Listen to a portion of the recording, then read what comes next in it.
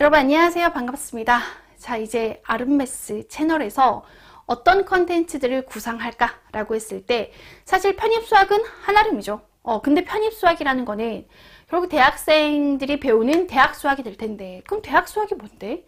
결국은 대학교 1학년, 2학년 때 배우는 미적분학, 공학수학, 선형대수 이런 거를 공부하는 게 편입수학이기 때문에 편입수학은 대학수학이랑 똑같은 거야 라는 얘기를 첫 번째 해드리고 싶은 거고, 그래서 앞으로 어떤 얘기를 좀 해주고 싶냐면, 여러분 편입을 준비한 친구들은 이 문제들이 당연히 우리가 준비하는 시험 과목에 들어갈 거고, 대학에서 미적분학을 공부하고 있는 대학생들 같은 경우에도 중간기말고사에서 다뤄지는 내용들이 있죠. 그런 부분들, 예상 문제들, 그리고 선생님이 가지고 있는 각 대학별 족보들 여러분이 또 보내주시면 됩니다. 족보를 또 보내주면 선생님도 열심히 예쁘게 정리 또 만들어줄 턴이니 여러분이 이제 대학 기말 중간고사를 대비할 때 선생님이 좀 도와주려고 이 영상을 찍게 된 거거든요. 여러분들 그래서 필요에 따라서 필요한 자료들, 공부하고 싶은 내용들 찾아서 보시면 좋을 것 같아요.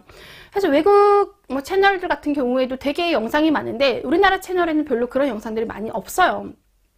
없기 때문에 여러분 좀 더 이제 다른 뭔가를 또 찾아다닐 텐데 어디서 돌아다니지 말고 쌤 채널에서 그 영상들 다 확인하면 되지 않을까라고 생각합니다. 해서 구독과 좋아요는 눌러주시고요. 자, 그러면 쌤 그래서 공부해서 너 줄게, 너 시험 잘 봐 라는 의미로 이 영상들 만들어 보도록 하겠습니다. 그래서 미적분학 범위가 되게 크죠? 크기 때문에 그 첫 번째 주제로 어떤 걸 할까 고민을 되게 많이 했어요. 해서 이제 수학과에서 가장 필요로 하는 주제들 중에 하나 입실론 델타, 공대에서는 입실론 델타가 시험에 나오는 경우도 있고 안 나오는 경우들도 있을 겁니다. 해서 필요한 친구들을 위해서 먼저 오늘 첫 번째 주제는 입실론 델타라는, 자 그러면 입실론 델타의 논법이 무엇인가요? 라는 것부터 시작을 해야 되겠죠. 그러면 당연히 극한 리미트 x가 a로 갈 때 fx의 극값이 l이 라고 했을 때, 예를 들어서 리미트 x가 2로 갈 때 2x-3이라는 값의 극한값은 얼마야? 라고 해서 그건 대입하면 되는 거죠. 가다가 대입하면 4 빼기 3은 1이야 하고 이렇게 만들어. 너무나 당연한 거야. 근데 이 너무나 당연한 거를 증명을 하랍니다. 이걸 어떻게 증명하라는 거지? 너무 당연한 거를 증명을 어떻게 하는 거지? 해서 그걸 증명해 놓은 게 입실론 델타의 논법이에요. 그러면 입실론 델타의 논법? 그 말 안에 입실론이 뭐고 델타가 뭐지? 이것부터 좀 해결을 해야 되겠죠. 우리가 예를 들어서 x제곱 마이너스 4는 0이야 라는 2차 방정식에 두 근을 알파 또는 베타라고 하자 라는 거 많이 들어봤죠. 그럼 여기서 알파하고 베타라는 거는 이 방정식의 해가 2가 되고 마이너스 2가 되는 거 아는데 그걸 그냥 알파 베타라고 놓을게 라고 하는 거랑 똑같은 거죠. 그런 거야. 또 혹은 이거 x제곱만 아니라 x의 제곱 bx 더하기 c는 0이래.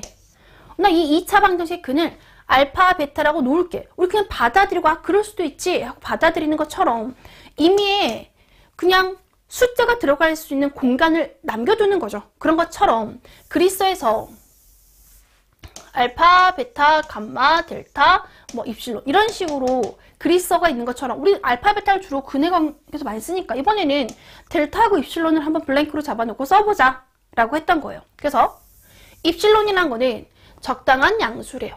주어진 양수, 그리고 충분히 작은 실수, 리얼 넘버 델타도 존재한답니다. 이런 값들을 그냥 이런 느낌을 가지고 있는 숫자를 말하고 있는 거예요.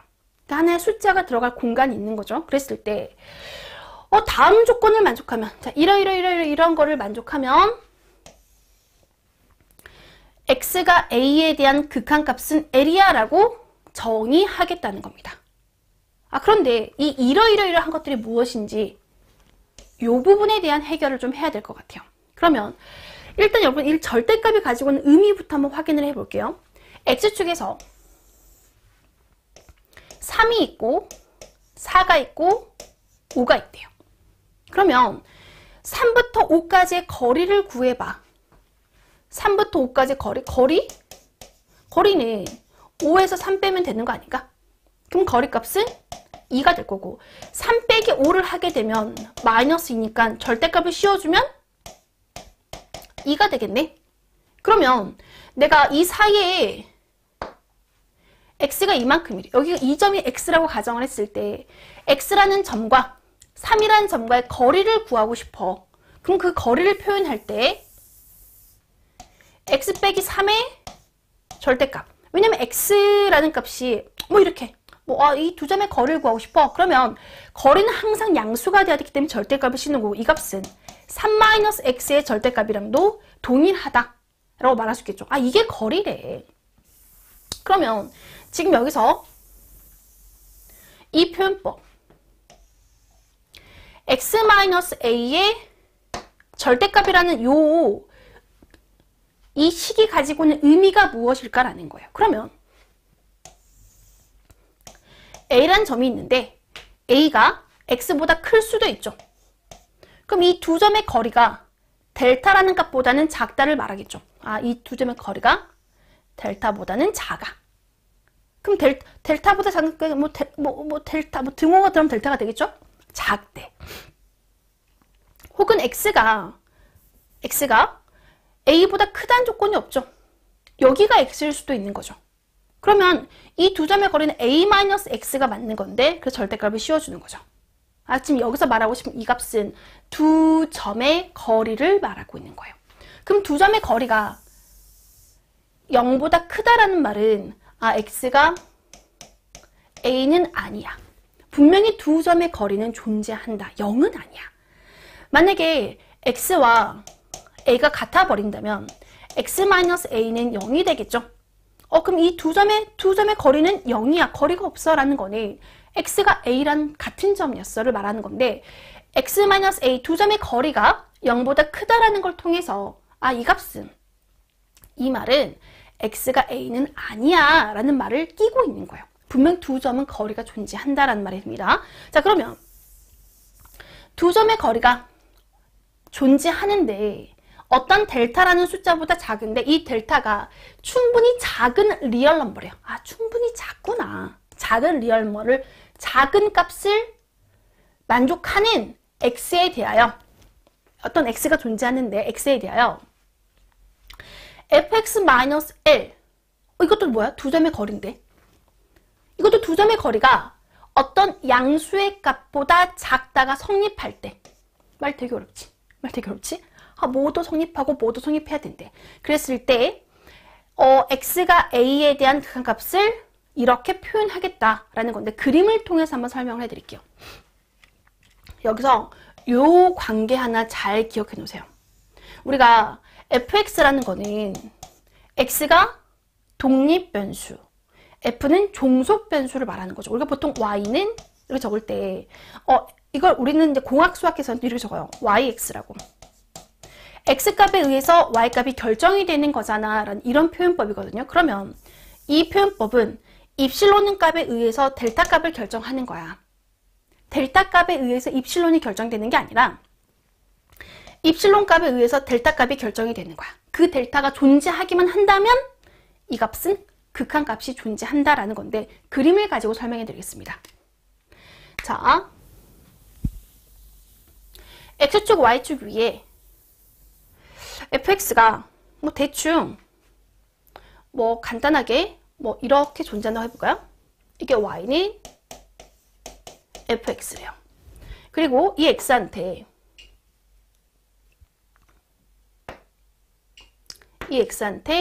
a를 집어넣으면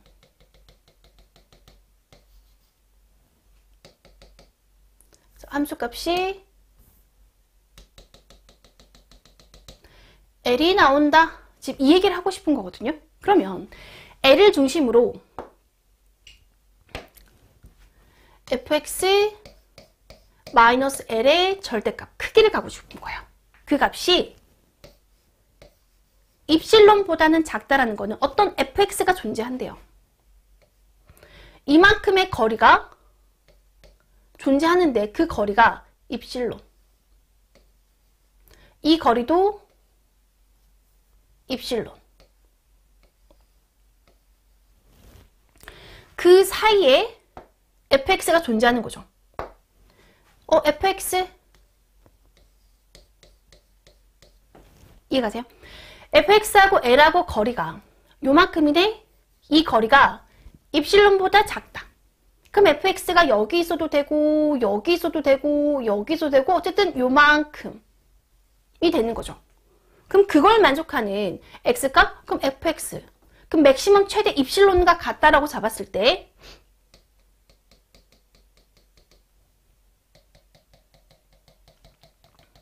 여기가 x가 될 수 있겠죠. 이만큼이 x였을 때 fx가 요 점을 만족할 거니까. 또 마찬가지 얘가 x일 수도 있는 거죠. 그러면 지금 x가 여기라고 해보자. 뭐 여기일 수도 있는 거죠. 지금 이만큼 얘가 x야 라고 하면 x를 집어넣은 fx가 이 값을 선택하겠죠. 그럼 입실론은 만족하는 거야. 그러면 요거를 만족하는 이 식을 만족하는 x-a의 절대값은 델타보다 작다. 이거를 만족하는 델타가 존재해야 된다는 거죠. 그럼 내가 델타를 결정할 때 여러분 잘 보세요. 함수를 일부러 증가함수, x값이 증가하는 것보다 y값이 더 빠르게 증가하는 함수를 잡았어요. 그랬을 때 여러분 잘 생각하셔야 돼요. 내가 이만큼의 거리를 델타라고 한다면 같은 거리만큼 떨어져 있는 이만큼을 뭐로 잡아야 돼요? 델타로 잡아야지. 그럼 지금 x-a의 크기는 델타보다 작다라고 했을 때 난 델타를 이만큼을 잡는다면 대응하는 y값은 여기잖아. 이 값을 x1이라고 했을 때 fx1인데 그렇다면 l이라는 값이랑 이 값이랑은 입실론의 값을 넘어가 버리네. 그럼 나는 지금 이렇게 델타를 잡을 수는 없는 상황이 된 거죠. 이렇게 잡으면 델타를 잘못 잡은 거야. 왜? 입실론이 먼저 결정이 된 다음에 델타를 결정하는 건데 입실론에 따라서 델타를 더 큰 범위를 잡아버리면 나 이 해당하는 fx 값이 델타 입실론 범위를 넘어가 버렸네. 그럼 난 이거 잘못 잡은 거야. 그래서 나 그럼 반대로 자 이렇게 잡으면 안 된대. 자 이렇게 잡으면 안 되고 그럼 어떻게 잡아야 되냐. 어떻게 잡을 거냐면 이만큼의 거리를